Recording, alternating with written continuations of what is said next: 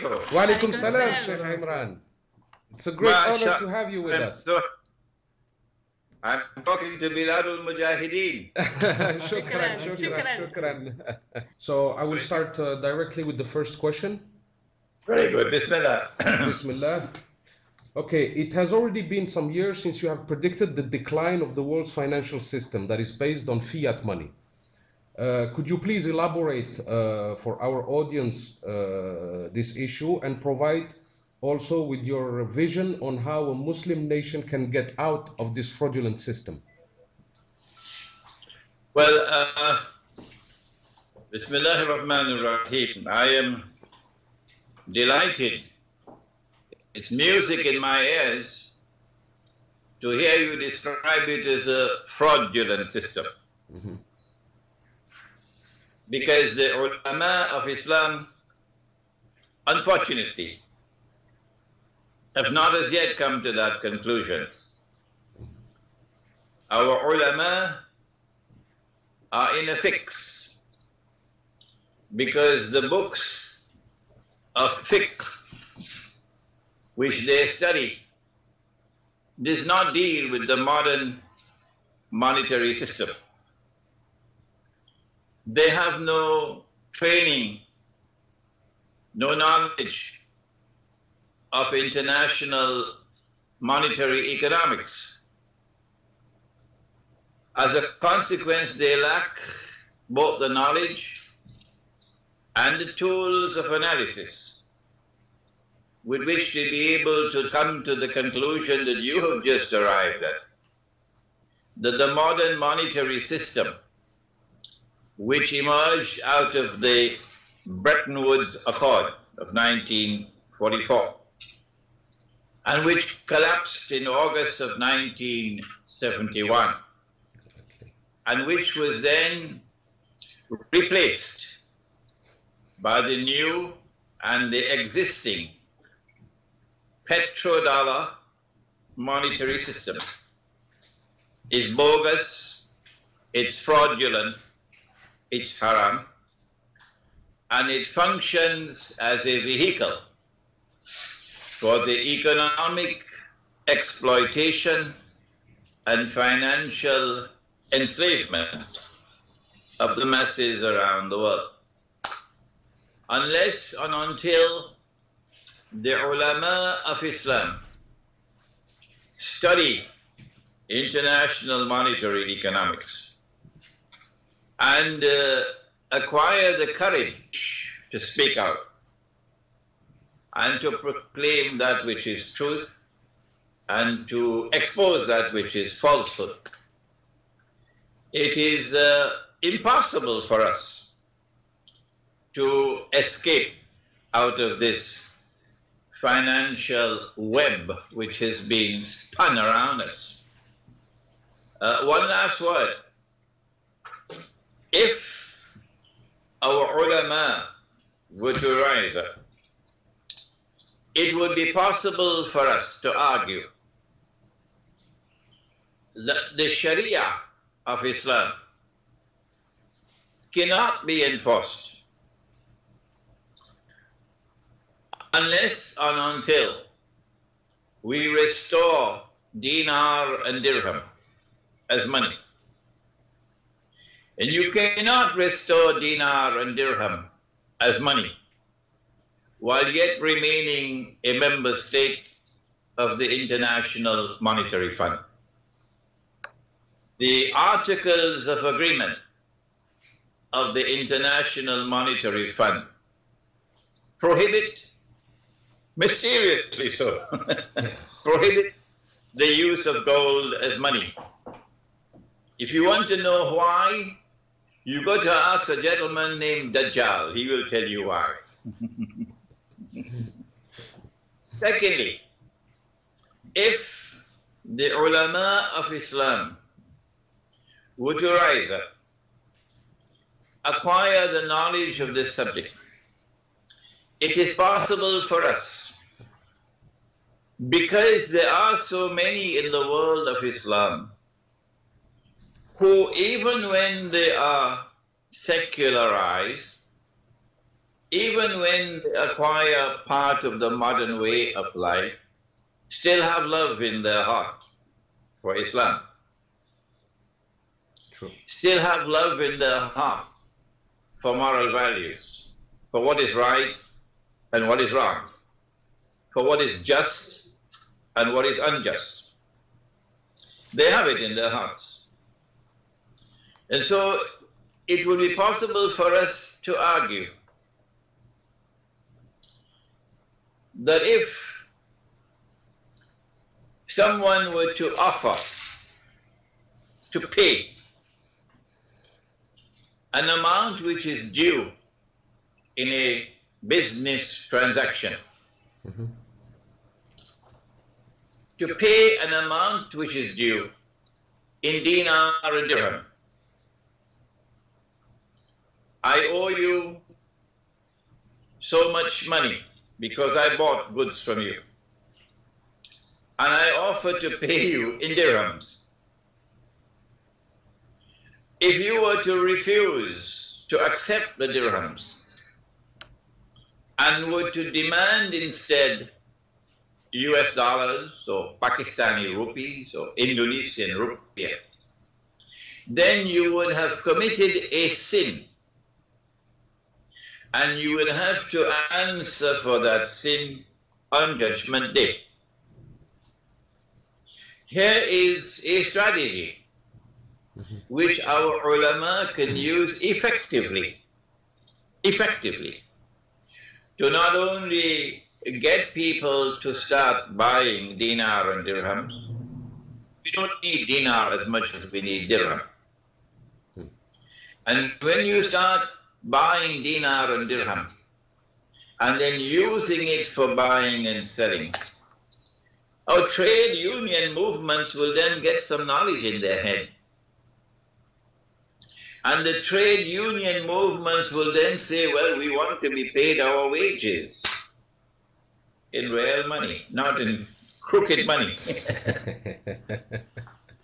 You see, the trade union movement, like the ulama of Islam, do not have the knowledge of international monetary economics. And so they go into negotiations to demand wage increase. Exactly. And when they win a wage increase, inflation wipes it out. Exactly. They will wake up to the reality and demand that wages be paid in dinar and dirham. Yeah. So basically, it can only be some individual initiatives. It cannot be an organized action in order to get out of this system. You don't view it like that. I do not see any other group capable of mobilizing the masses, okay, unless that group has Islam as its basis for mobilization. Yeah. Ikhwan al-Muslimun in Egypt were assisted by many decades of oppression, brutal oppression. Under Jamal Abdel Nasser, he brutally oppressed them. And then you had Hosni Mubarak, continued brutal oppression. And so they won the sympathy of the Egyptian masses. Ikhwan has a modernist version of Islam, which apparently Washington finds comfortable today. So Ikhwan succeeded in Egypt, mobilizing the masses of Egypt who have love for Islam. But because Ikhwan lacks the ulama, the authentic intellectual leadership of Islam, Ikhwan is taking Egypt on a ride, and Washington is taking Ikhwan on a ride. Yeah. And so let's say they succeed in Egypt, if they have the ulama, of course, and if they get the wise people and the heart to do it. Do you think the Zionists would let this kind of system emerge in the Islamic world? We need Muslims with backbones made of iron and steel. I believe Algeria has backbones made of iron and steel. Yes. I believe the Algerian intellectual, the Algerian scholar, has that courage, that backbone, which if he is taught the subject correctly, he will stand up more authentically than Egypt is standing today. So there is hope in Algeria. I am surprised. I am not Arab. I have never visited Algeria. And I'm getting more emails from Algeria today. I'm getting them in French, I'm getting them in English, and I'm getting them in Arabic. Get more emails from Algeria today than from any other Arab country. Wow, that's great. You don't That's know. great. Yeah, a lot of people follow you here. And I'm getting emails from both brothers and sisters. The women, some of them young women, are just as interested in making contact with me and discussing the problems as the men are, which is a good sign. Right, right. So, Sheikh Imran, I have a question. I don't know if you heard about it. I mean, maybe it was a rumor, maybe it was true. It's about Muammar Gaddafi's project to reinstitute the gold dinar in Libya. If that was a real case, do you think that was the reason for having him for his execution, or there is something else in your point of view? Well, first of all, prior to the armed uprising in Libya, we were never told about these plans for the gold dinar. Okay, okay. We did not know that Libya had a substantial amount of gold reserves in Libya itself, which is a good sign. When the IMF prohibited the use of gold as money, the Articles of Agreement also required every member state to deposit with the IMF, which is the Federal Reserve, 25% of all your gold holdings. This was international law. And when you deposited that 25%, then the Zionists knew how much gold you had. Yeah. Then the IMF rules prohibited you from buying or selling gold without disclosing it to the IMF.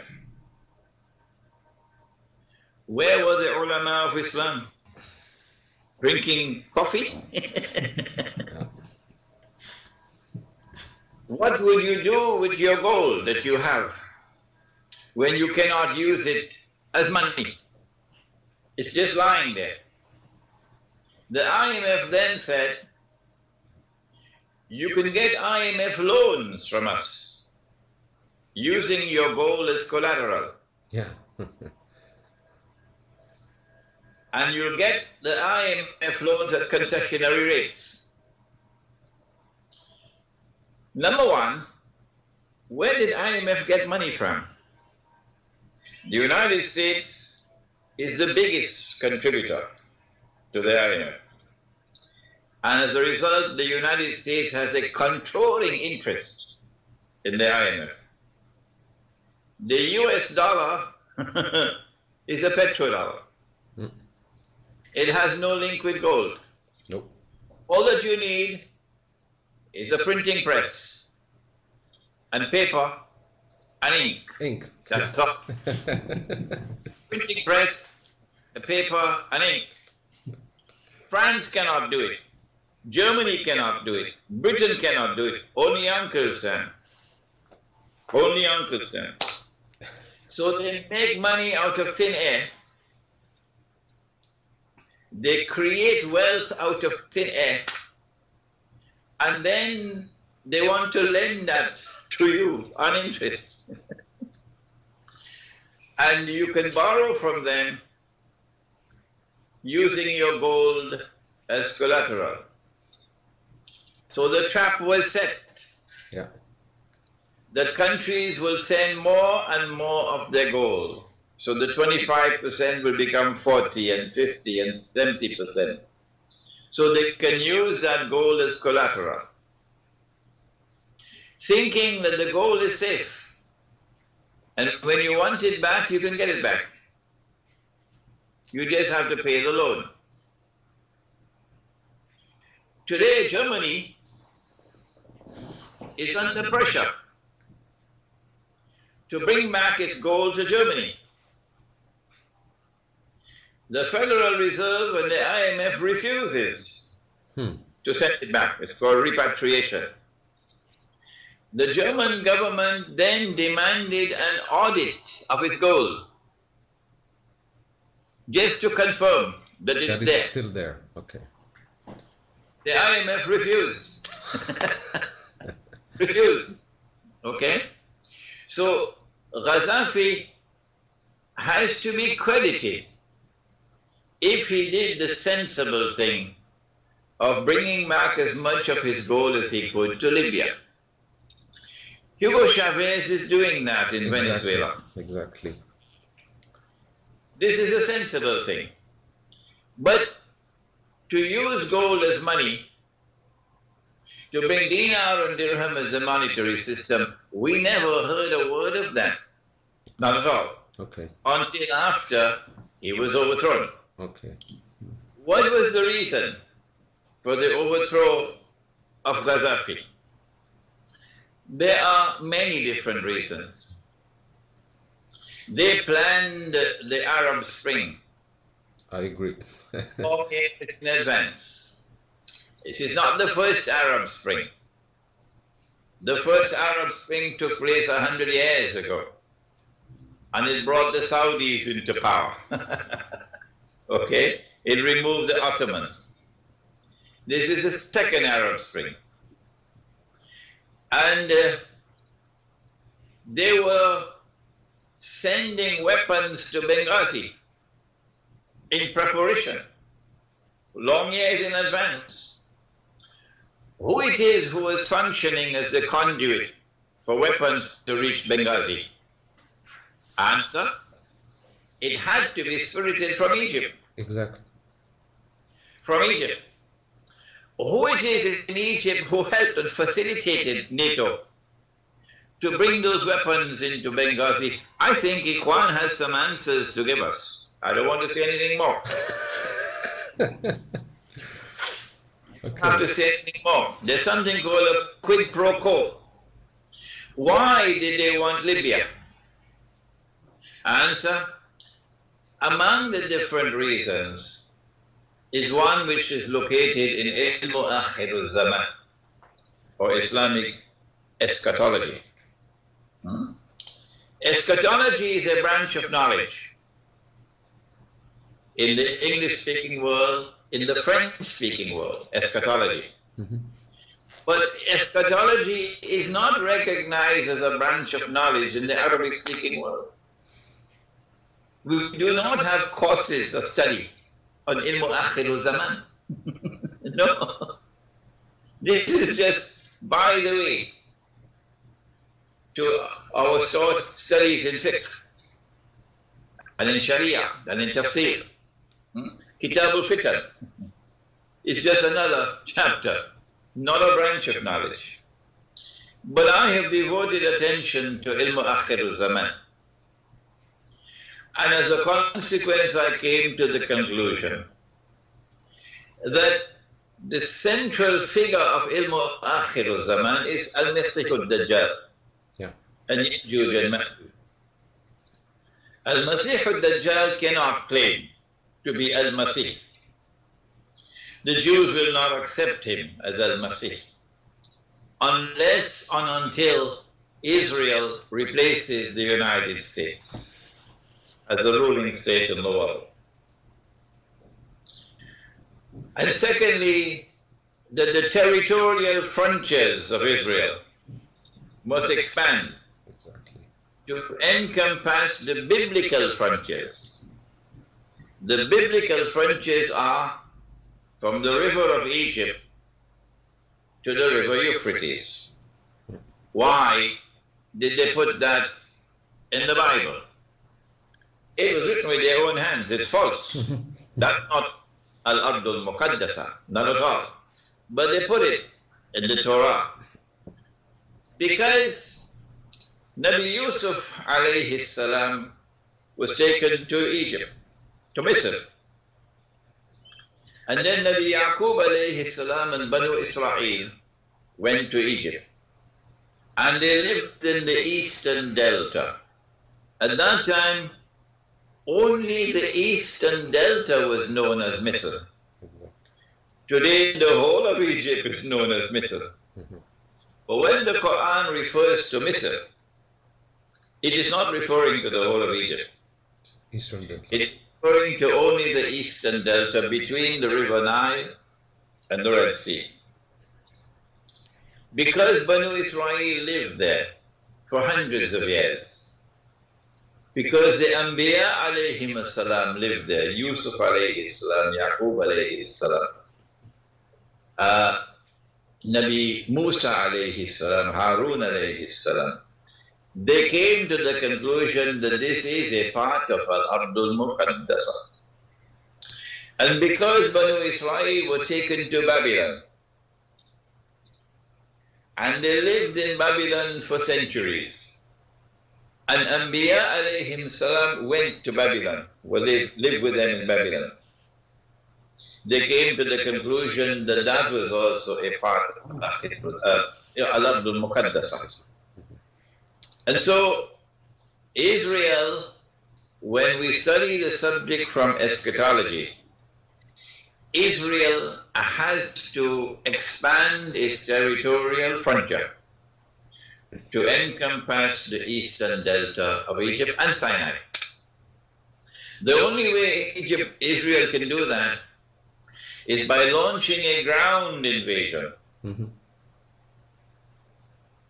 The ground invasion from the east would succeed if you also have a ground invasion from the west.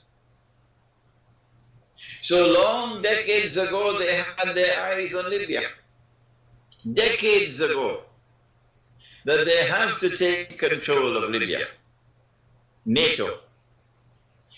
And the Salafi Islam has this unique characteristic. I'm sorry that my language is so harsh, but they deserve it now. Salafi Islam has this unique characteristic that they have eyes and they cannot see.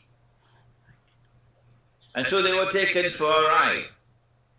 And today NATO is in Libya. So when the attack on Egypt takes place, NATO will attack from the west, and Israel will attack from the east. Southern Sudan is now an ally of Israel. Exactly.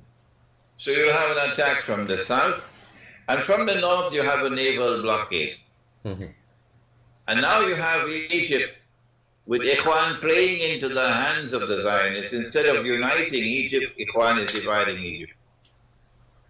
So the reason for the overthrow of Gaddafi, the primary reason, long-term reason, is to give NATO a foothold in Libya so that Egypt can be attacked from the west.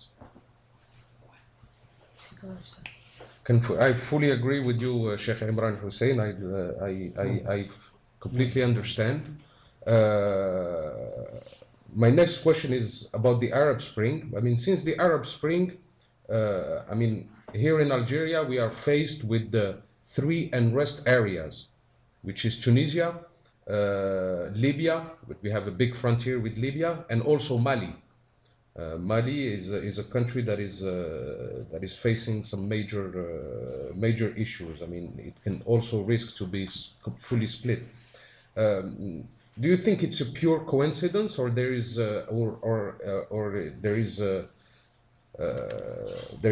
probably a plan to destabilize Algeria also? Okay. There's another reason why Libya was attacked. Mm-hmm. That's oil. They wanted the Libyan oil. Yes. They wanted to control Libyan oil. And they now have that control. Like they control the Saudi oil.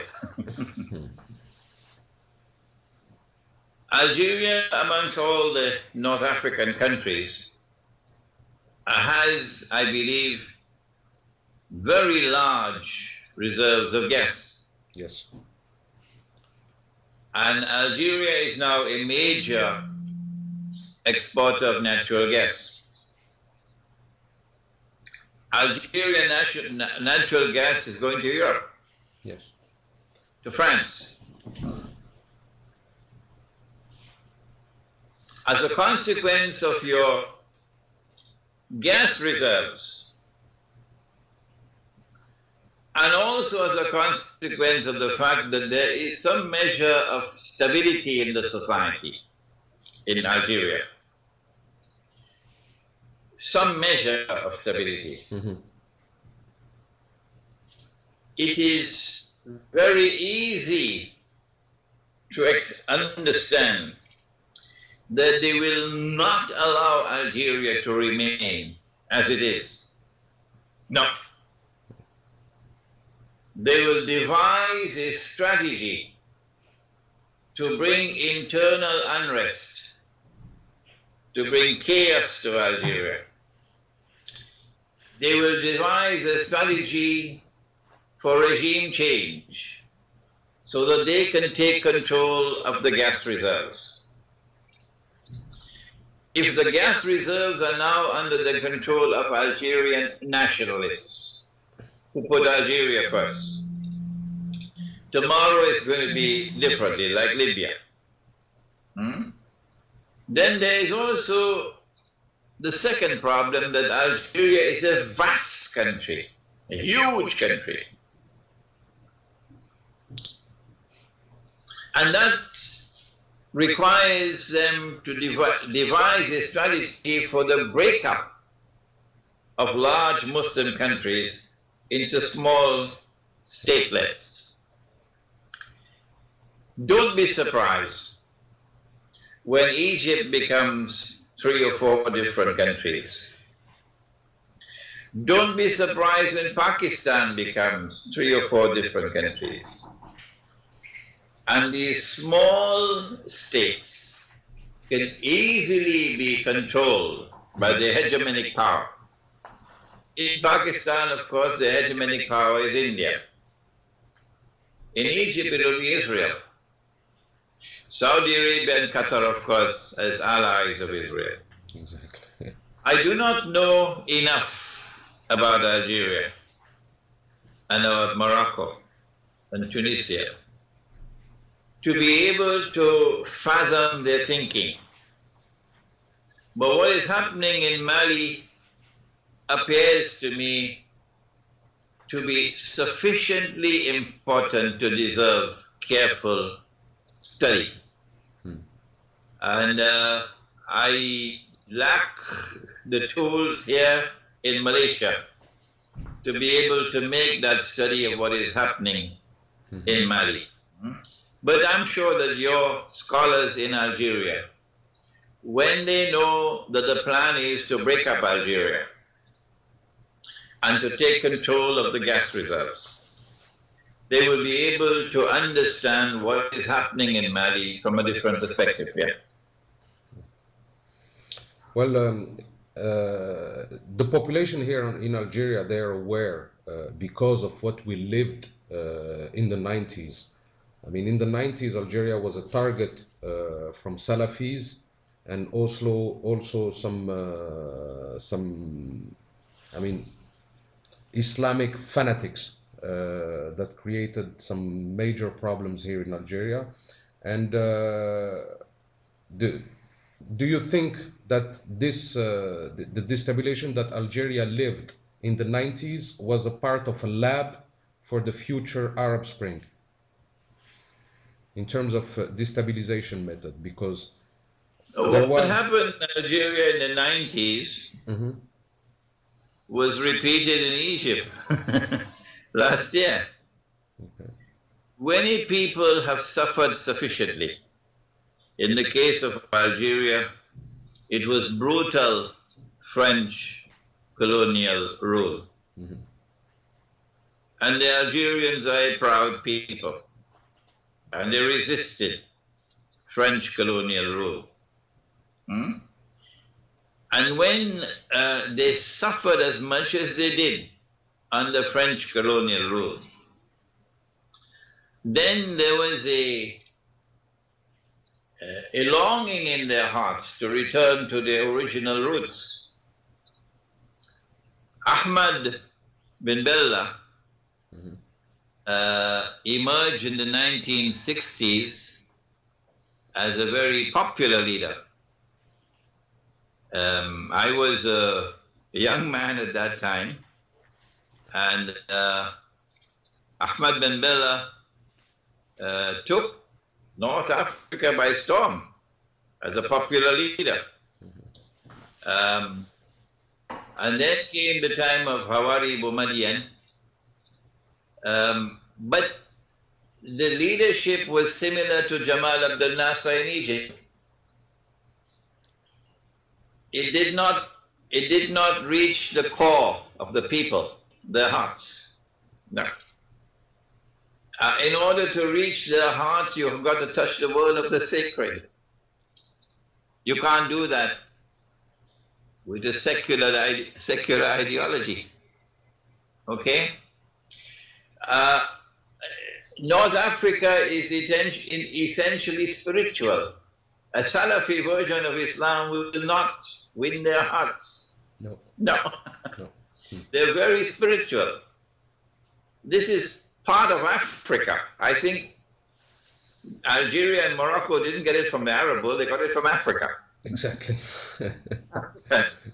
The African has its roots in spirituality. The Indian and the Persian from Iran, they have the intellectual power. And you had great scholars coming from India and from Iran.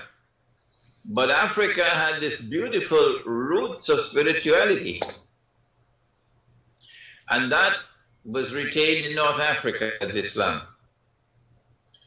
So Ahmad bin Bella, Hawari Boumediene, they could not succeed in penetrating the hearts of the people to satisfy them, because you have to do that by touching the world of the sacred. The Salafi could not do it. No. You need an articulation of Islam which is intensely spiritual, which is dynamic, which is courageous in opposing injustice in the world and oppression in the world. Yes. And when you have that in Algeria, you'll be able to offer a leadership role in Arab affairs. Many people have been asking me, I constantly get these questions, what is the place of Algeria and Morocco and Tunisia in Akhir zaman? You will be surprised the number of emails I get. I wish that your journal will give this answer to that. that Algeria, Morocco, Tunisia, Libya, that is Libya before this revolution, this uprising, you have a role waiting for you to articulate an Islam that is intensely spiritual, that touches the innermost feelings of the people, brings out that which is most noble in them, which is attractive. The Islam of Ikhwan al-Muslimun is not attractive. It's not attractive. You have to enforce the Sharia not with a baton. You have to enforce the Sharia in such a way that you're able to demonstrate its superiority over every rival. So that people would be attracted to the Sharia. Rather, you're having to take a baton to bring them and enforce the Sharia over them. That is the role waiting for Algeria. Inshallah. That is the role waiting for Algeria, because you got the courage in Algeria. You got the backbone in Algeria. You've got the history in Algeria. Okay? And all that you need now is the scholars who will be able to present that version of Islam, which cannot tolerate injustice and oppression. Not at all. Never. And which sees with two eyes. Dajjal sees with one. This is not eschatology. This is epistemology. To see with two eyes. Dajjal sees with one.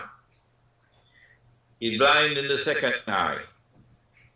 Meaning he is internally blind.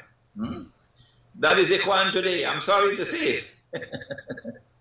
So if you can develop that scholarship in Algeria, which combines external knowledge with internal knowledge, then you'll produce people who will walk in the path of Khidr alayhi salam.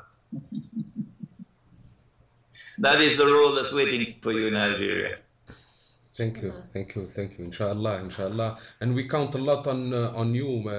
I hope you will honor us in a visit to Algeria that we would like to organize, to get that something starting from the scholars.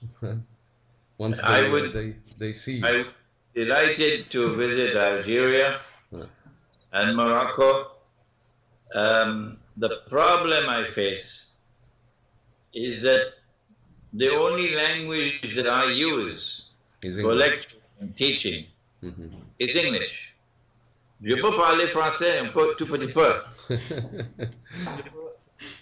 Comprendre.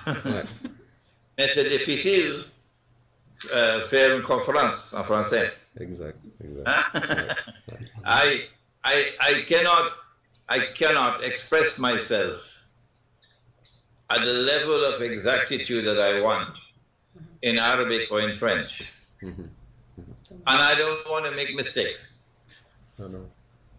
If I were to come to Algeria or to Morocco or to Egypt or to Tunisia or to Mauritania, and I were to speak in English, you would have to be translating to Arabic and to French all the time. We can organize that.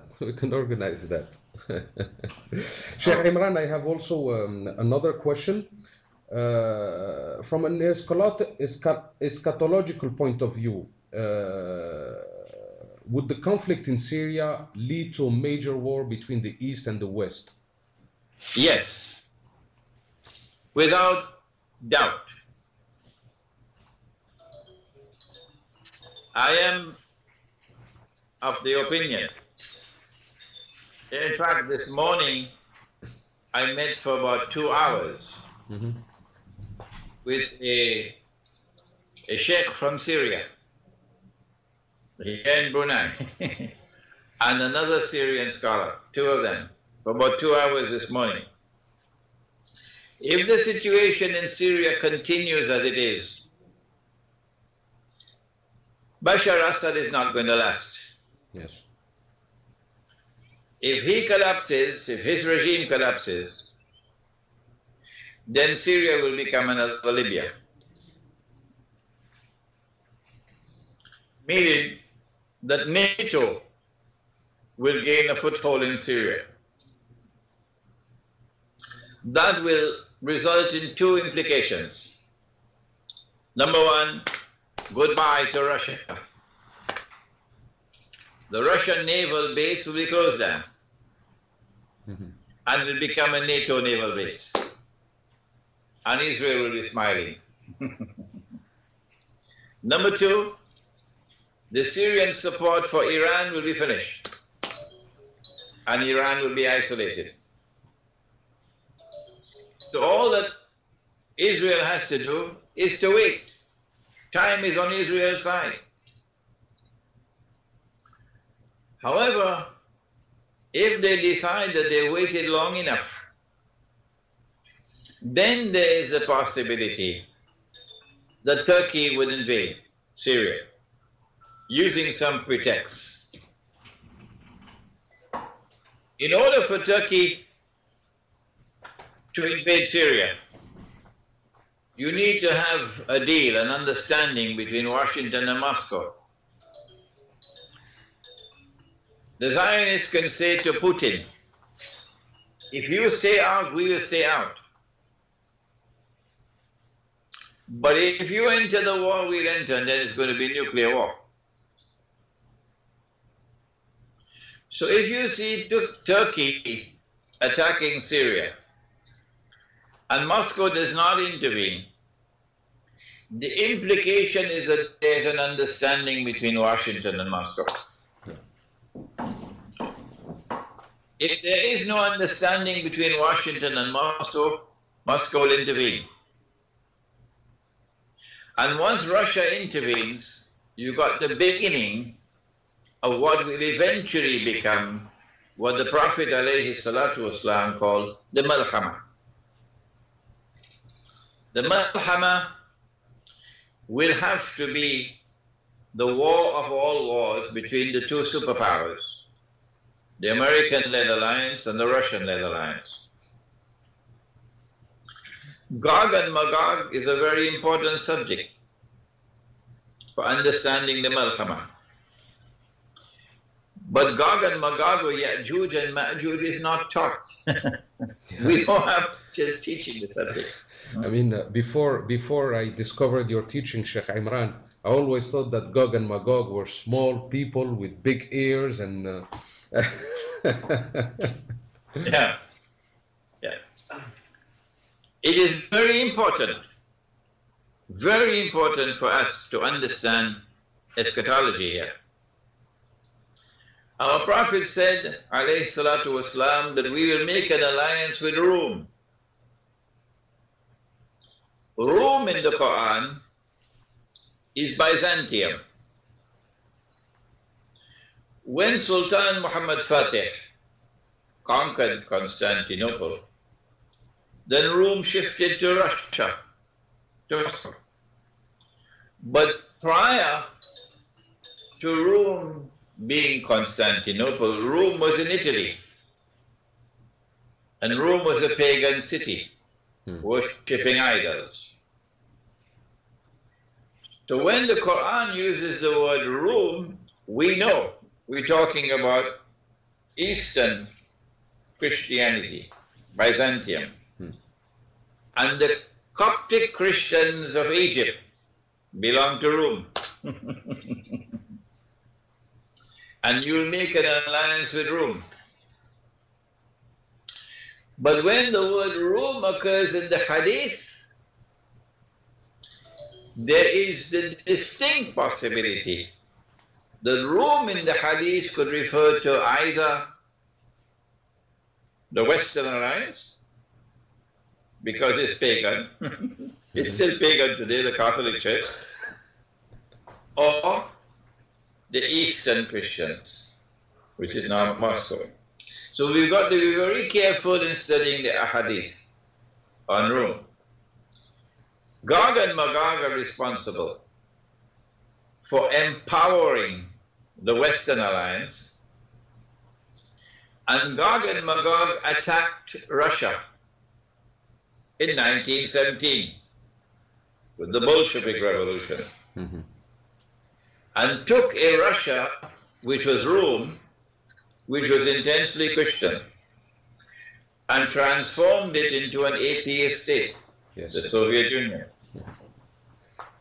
And when it became the Soviet Union, then it became a superpower. Prior to that, Russia was never a superpower. No. Russia was just one more of the European powers.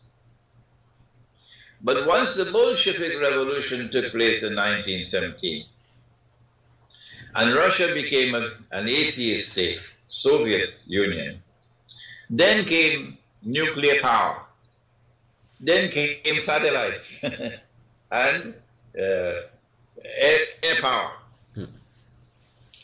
But look what happened when the Berlin Wall fell. Russia is now returning to Christianity. Yes. Whether it's Vladimir Putin or anybody else, it doesn't make a difference. This is what is happening in Russia today. So, a Russia which was Gog and Magog is now returning to Rome. And we Muslims are going to make an alliance with Rome. So watch Turkey. If Turkey attacks Syria, and Russia responds with an attack on Turkey, you have the beginnings now of what the Prophet ﷺ described as malhama. Islamic scholarship needs to devote attention to eschatology, to be able to understand and to guide on this issue. Remember that in the hadith of Sunan Abi Dawood, there is this hadith. Umran Bayt al-Maqdis, Kharabu Yathrib. Kharabu Yathrib, Khuruj al-Malhama. Khuruj al-Malhama, Fath al-Constantiniya. Fath al-Constantiniya, Khuruj al-Dajjal. This is the timeline. This is the timeline. So after the Malhama, there is the Fath al-Constantiniya. Mustafa Kemal did not want us to remember that. No. So they changed the name from Constantinople to Istanbul. And they made it illegal. It is illegal in Turkey to use the word Constantinople. You will be arrested. Yeah. Because they wanted the Turkish people to be brainwashed into believing that the prophecy of Nabi Muhammad has already been fulfilled 600 years ago. That's false. The Fathul Constantiniya is to come. It will come after the Malhama. And when it does come, after the Malhama, there will be no air power. No. All fighting will be on land and on the sea. So the Fathul Constantiniya after the Malhama is to actually allow the Soviet Union, Russia's navy that survives the Malhama to be able to get into the Mediterranean. The Fathul Constantiniya is going to break the backbone of NATO.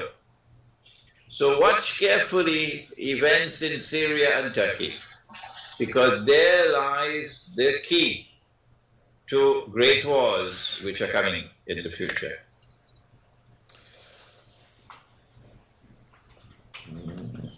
Sheikh Imran, you in your lectures you focus on predictions contained in the Quran and in many aspects of this life on earth. Could you give us some more examples? I have used the methodology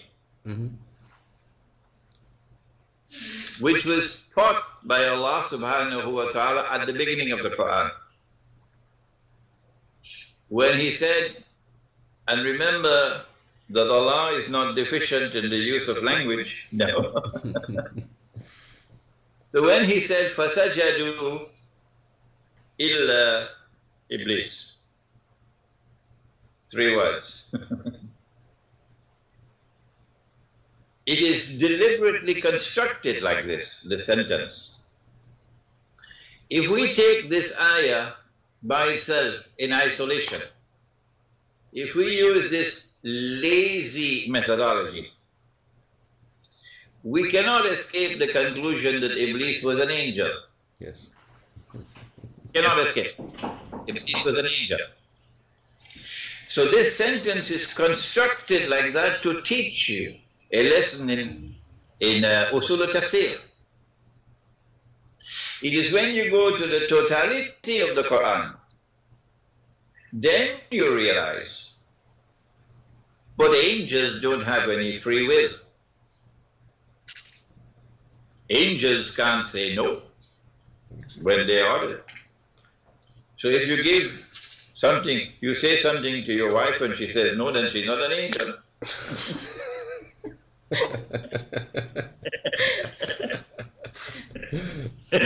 Angels cannot say, وَيَفْعَلُونَ مَا يُؤْمَرُونَ, says Allah. وَيَفْعَلُونَ مَا يُؤْمَرُونَ. So if Allah gave a command to the angels and one did not obey, he could not be an angel. Yes. And when we go to Surah Al-Kahf, then we are told, وَكَانَ مِنَ الْجِنِّ. So in this very simple verse of the Quran, a profound message, a profound lesson in methodology is given. And that is that you must take the Quran as a whole. Take all the data that you have on a particular subject and bind it together to form a harmonious whole. لو كان من عند غير الله لوجدوا فيه اختلافا كثيرا. The Quran is consistent with itself. There is no inconsistency. So this methodology of taking the totality of the data from the Quran and then supported by the Hadith, using this methodology, I was able to penetrate, by Allah's kindness, the ayah of Surah Yunus.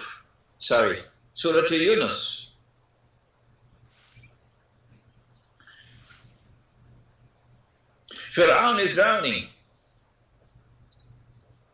And while he's underneath the water drowning, the veils are removed from his eyes. And he now recognizes he is not God. Previous to this, أَنَا رَبُّكُمُ الْأَعْلَى. So now he declares that I have faith in the God of Banu Israel underneath the water. To which Allah subhanahu wa ta'ala responds and he says, الآن وقد عصيت قبل وكنت من المفسدين فاليوم ننجيك ببدنك لتكون لمن خلفك آية. لتكون يعني his بدن, لتكون لمن خلفك آية وإن كثيرا من الناس عن آياتنا لغافلون. His body was preserved and his body was rediscovered in 1897, I believe. What is the ayah? لِتَكُونَ لِمَنْ خَلْفَكَ آيَةً. What is the ayah? And who are those? لِمَنْ خَلْفَكَ. Who are they? Answer, that in the same way that confrontation between truth and falsehood, between Fir'aun and Musa alayhi salam, with this side powerful, armed to the teeth, arrogant, and this side with no weapons, no, small in numbers, but with the truth. This confrontation climaxed with a divine intervention. And that divine intervention led to victory for truth. The ayah is that in Akhirul Zaman, the body of Fir'aun will be discovered. And this epic encounter, liman khalfaka ayah. The ayah is that this epic encounter will be repeated in Akhirul Zaman. That's what we're witnessing now. And there will be a divine intervention in this one, as there was in that one. This divine intervention is the return of Nabi Isa alayhi salam. Who are the people? Liman khalfaka. Answer, the Zionists. That in the same way that Fir'aun died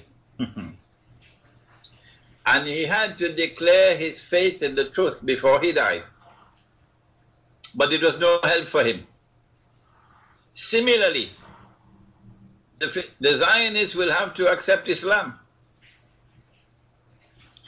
when Nabi Isa alayhi salam returns. I told them that in New York. I went into a Jewish synagogue and I lectured before 200 Jews and I told them this. They surrounded me after the lecture, demanding why should we be forced to accept that which we have rejected. My answer was, on that day the veils will be removed from off your eyes. So this verse of the Quran is of pivotal importance for understanding politics, for understanding the economy, for understanding the monetary system. الآن وقد عصيت قبل وكنت من المفسدين فاليوم ننجيك ببدنك لتكون لمن خلفك آية وإن كثيرا من الناس عن آياتنا لغافلون. The body of Fir'aun was discovered in 1897. The First World War took place in 1914. In 1907, Britain and France put the chessboard in place. They put all the pieces in place in 1907 when Britain and France made an alliance with Russia. So from the time the body of Fir'aun was discovered, everything is falling in place. We are now in the countdown. This is the countdown of Akhirul Zaman. But Islamic scholarship is asleep. Yeah. I've given you one example of an ayah of the Quran. If I had the time, I will go to Surah Al-Ma'idah. يا أيها الذين آمنوا لا تتخذوا اليهود والنصارى أولياء. Not all Jews. No. Not all Christians. No, not possible. Not possible. Why? وَلَتَجِدَنَّ أَقْرَبَهُمْ مَوَدَّةً لِلَّذِينَ آمَنُوا الَّذِينَ قَالُوا إِنَّ النَّصَارَى. So it could not be all Christians. But then which Christians and which Jews? لَا تَتَّخِذُوا الْيَهُودَ وَالنَّصَارَى أَوْلِيَاءَ. Which Christians and which Jews? The answer is right there in the words which follow. بَعَدُهُمْ أَوْلِيَاءُ بَعْضٍ. The Quran is saying that there's going to be an alliance between Christians and Jews. When that alliance takes place, and you see reconciliation between Christians and Jews, it is with that alliance that you are prohibited from maintaining friendship and alliance. That alliance has today come into being. It's the Christian Zionist and Jewish Zionist alliance, which with Saudi Arabia is so comfortable, and Qatar is so comfortable. Every government in the world has to bow down before them. Every government, otherwise they'll destroy your economy. But Allah says, وَمَنْ يَتَوَلَّهُ مِنْكُمْ فَإِنَّهُ مِنْهُمْ. If you turn to them with friendship and alliance, and I don't expect that from Algeria, if you turn to them with friendship and alliance, you belong to them, not to us. That's what they did in Libya, when they made a deal with NATO. So I say to them, I don't want to see your faces. I don't even want to hear your voices. You are not my brothers. You belong to them now. You know they belong to us, unless you make Tawbah. So here is a second verse of the Quran. There are several more. I'll give you one more and we'll stop. Okay. Surah Al-Anbiya. Surah Al-Anbiya. 2 ayat. وَحَرَامٌ عَلَى قَرْيَةٍ أَهْلَكْنَاهَا أَنَّهُمْ لَا يَرْجِعُونَ يعني أهل القرية حتى إذا فتحت يأجوج ومأجوج وهم من كل حدب ينسلون. Which قرية? Jerusalem. Today it's easy for you to say Jerusalem because the events have unfolded. So many events have already unfolded that we can easily recognize that the Qaryah is Jerusalem. And those who bring Banu Israel back to the Holy Land to reclaim it as their own, they are Ya'juj and Ma'juj. The Jews are back in the Holy Land today. The state of Israel has been restored in the Holy Land. That Israel is today poised to take over from the United States as the next ruling state in the world. In the same way that Pax Americana replaced Pax Britannica, the plan is for Pax Judaica to replace Pax Americana. I explained this in my book, Jerusalem in the Quran, 10-12 years ago. But scholars of Islam are not using this verse of the Quran. They refuse to accept that the Qaryah is Jerusalem. There are several other verses of the Quran which are located in Ilmu Akhir Zaman, which help us to understand the world today. Thank you very much, Sheikh Imran. In your opinion, why the scholars of Islam are not trying to make an effort in order to explain things? I mean, mainly on the riba and on these geostrategical issues. Why are they acting like that? I mean, I don't understand that. Number one, because the institutions of Islamic learning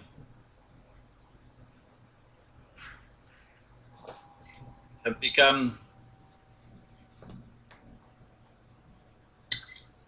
fossilized. One Sunday morning, Al-Azhar University woke up and rubbed its eyes and looked down the road and saw Cairo University. So Al-Azhar asked, what's that? Where did that come from? The establishment of Cairo University was the beginning of the challenge of secular scholarship, challenging Islamic scholarship. Al-Azhar could not respond. From the time Cairo University was established until the fall of King Farouk and the revolution in Egypt when Jamal Abdel Nasser took over Al-Azhar, controlled it, Al-Azhar could not respond because the curriculum of studies could not be modified. Give the student the capacity to understand the world which has come from modern Western civilization.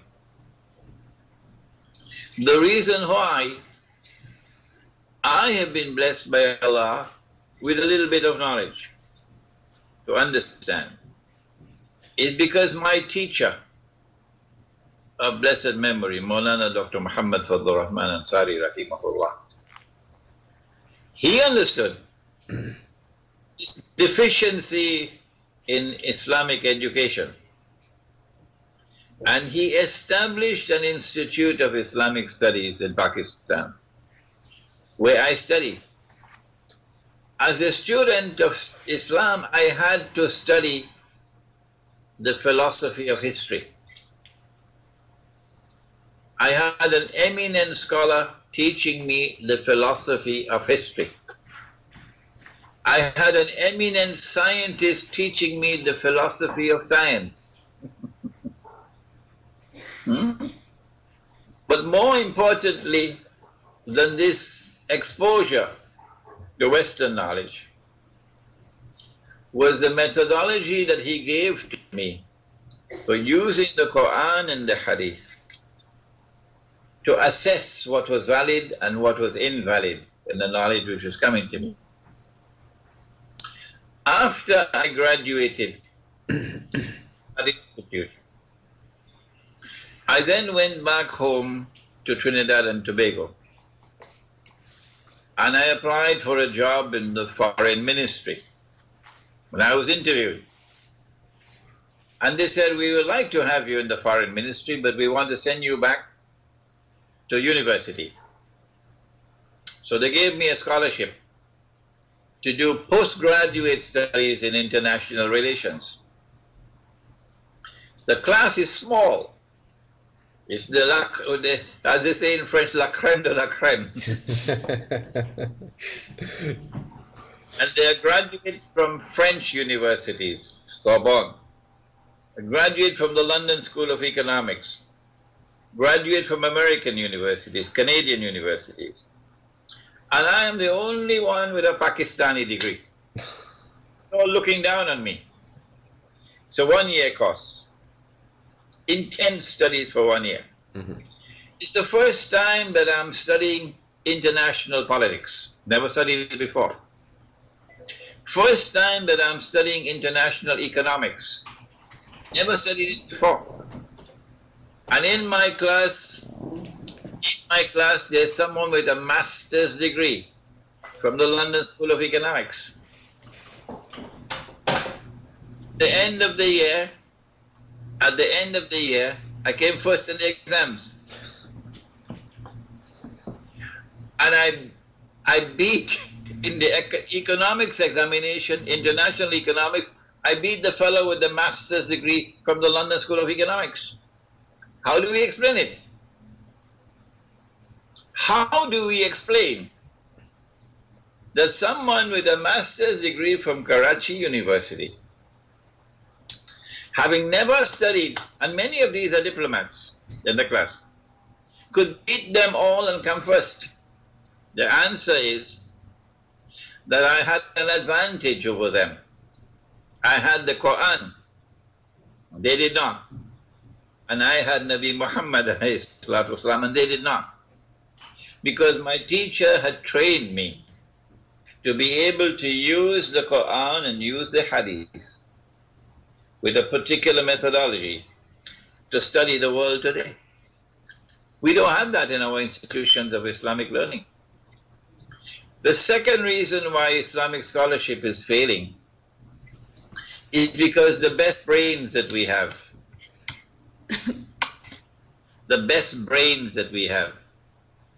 they go to the United States, they go to Germany, and they go to France, the best. They go to MIT, Massachusetts Institute of Technology. They go to the Sorbonne. And those who cannot get into the best universities abroad, they'll go to the best universities in Algeria. And those who cannot get in anywhere else, then they come to study Islam. This is the third rate. Yeah.